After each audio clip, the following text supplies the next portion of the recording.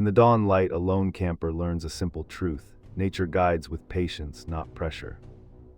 They follow a morning breeze to a hidden spring, where the water reminds them to listen before acting.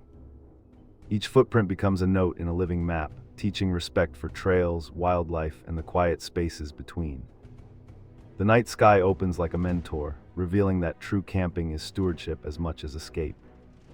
By morning, the traveler carries gratitude, a lighter pack, and a promise to tread lighter on the earth for future generations.